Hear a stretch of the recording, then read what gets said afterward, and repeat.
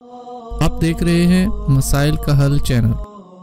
بعد فاعوذ باللہ السمیع العلیم من الشیطان الرجیم بسم اللہ الرحمن الرحیم۔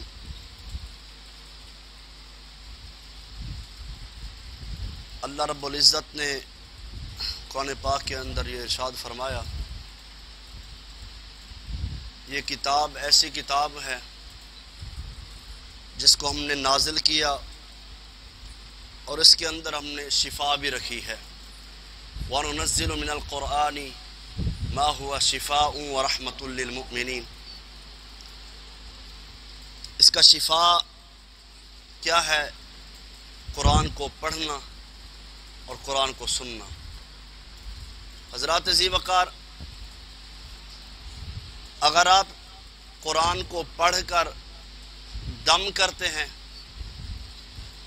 تو سب سے بڑی شفا ہے، اور دنیا کے اندر کوئی ایسی بیماری نہیں ہے جس پر دم کیا جائے اور وہ ختم نہ ہو جائے۔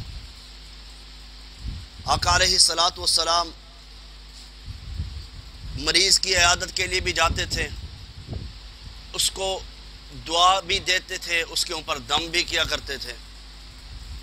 اس لیے مریض کے لیے دعا کرنا بھی پاک پیغمبر صلی اللہ علیہ وسلم کی سنت ہے، اور مریض کو دم کرنا بھی پاک پیغمبر صلی اللہ علیہ وسلم کی سنت مبارک ہے۔ اس لیے مریض کے پاس جانا چاہیے، اس کے پاس بیٹھ کر اس کو دعا دینی چاہیے، کیونکہ مریض کے ساتھ فرشتے بھی بیٹھے ہوتے ہیں۔ آپ کے منہ سے جو بھی دعا نکلے گی فرشتے اس پر آمین کہیں گے۔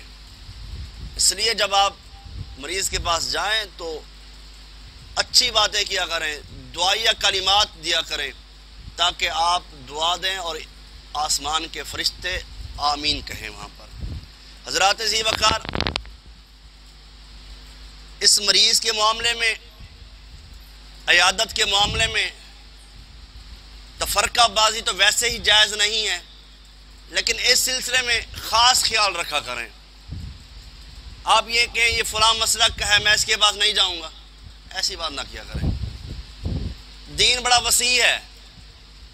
کائنات کے امام جناب محمد الرسول اللہ صلی اللہ علیہ وسلم اپنے تو کیا غیروں کے پاس بھی جاتے تھے۔ مسلمان نہیں بھی ہے تب بھی آپ اس کی عیادت کے لیے جاتے تھے، اور ہم کلمہ پڑھنے والے شخص، عزیز بھی ہو، رشتہ دار بھی ہو، دوست بھی ہو، قریبی بھی ہو، ہم کہیں ہمارے پاس ٹائم نہیں ہے، یہ زیادتی ہے۔ جانا چاہیے مریض کے پاس۔ آپ کے جانے سے ان کی بیماری کم نہیں ہوگی، لیکن جو اس کے چہرے پر مسکراہٹ آئے گی، اس کی وجہ سے اللہ فرماتے ہیں 70,000 فرشتے اس کے لیے دعا کریں گے، جو مریض کی عیادت کے لیے جائے گا۔ جتنی دیر وہاں پر بیٹھا رہے گا، نبی علیہ الصلوۃ والسلام فرماتے ہیں سمجھ لو کہ وہ جنت کے میوے کھا رہا ہے، جنت کے اندر بیٹھا ہوا ہے۔ اس لیے دعا دیا کرو، دعا لیا کرو۔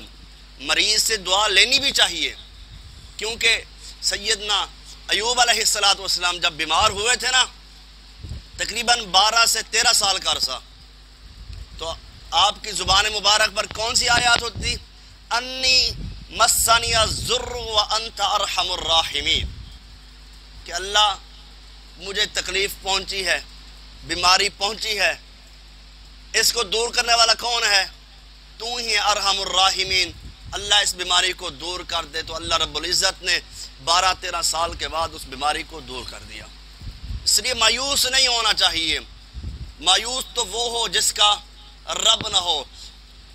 ایک ہے مریض کے پاس جانا اور اس کے پاس بیٹھ کر دعا کرنا، ایک چھوٹی سی دعا ہے۔ جب بھی آپ مریض کے عیادت کے لیے جائیں تو اس دعا کو ضرور پڑھا کریں، لا بأس طہور انشاءاللہ۔ کچھ لوگ تا پر پیش پڑھتے ہیں، پیش نہیں ہے، تا پر زبر ہے، لا بأس طہور انشاءاللہ۔ اس کا معنی کیا ہے؟ لا بأس نہیں ہے کوئی حرج، طہور پاک کر دے گا اللہ، دور کر دے گا۔ کس چیز سے؟ اس بیماری سے، گناہوں کو دور کر دے گا انشاءاللہ، اگر اللہ نے چاہا تو۔ بڑی پیاری دعا ہے، جامع چھوٹی سی دعا ہے۔ اور دوسری دعا اسأل اللہ العظیم رب العرش العظیم ان یشفیک. یہ بڑے جامع الفاظ ہیں. کائنات کے امام جناب محمد الرسول اللہ صلی اللہ علیہ وسلم فرماتے ہیں اگر آپ مریض کے ساتھ بیٹھ کر یہ دعا 7 مرتبہ پڑھ لیں، آقا علیہ الصلوۃ والسلام فرماتے ہیں اگر اس کی موت نہیں آنی، اگر اس کی موت کا وقت نہیں ہے تو اللہ رب العزت اس بندے کو شفا عطا کر دیں گے. اور لفظ شفا نہیں ہے، لفظ کیا ہے؟ شفا. شین کے نیچے زیر ہے. اسأل اللہ العظیم، میں اللہ بڑے عظیم رب سے کیا کرتا ہوں؟ سوال کرتا ہوں. رب العرش العظیم، جو عرش عظیم کا مالک ہے، ان یشفیک، کہ اللہ آپ کو شفا عطا کر دے. کتنی پیاری دعا ہے، اور یہ دعا دینی چاہیے. اپنے لیے بھی دعا مانگنی چاہیے. یہ صبح شام کے اذکار ہیں، اس کے اندر ایک دعا آتی ہے اللہم عافنی فی بدنی، اللہم عافنی فی سمعی، اللہم عافنی فی بصری. اللہ میرے جسم کو عافیت عطا کر دے، اللہ میرے کانوں کو عافیت عطا کر دے، میری آنکھوں کو، بصارت کو عافیت عطا کر دے.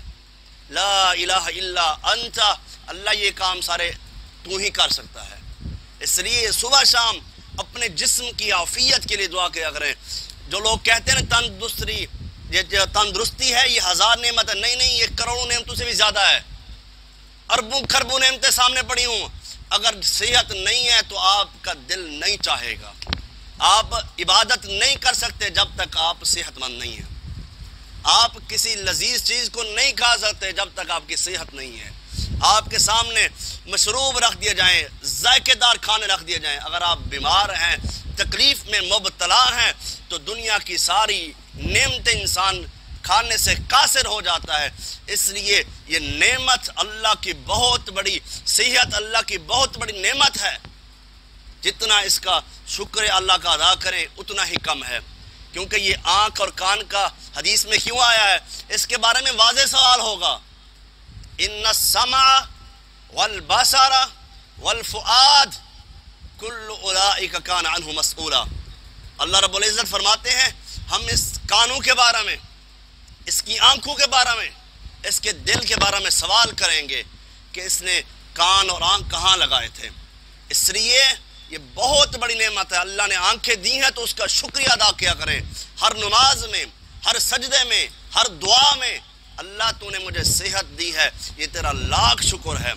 انسان کے پاس اربوں دولت سامنے پڑی ہے، اگر اسے ہوش نہیں ہے تو اس کی دولت کسی کھاتے کی نہیں ہے.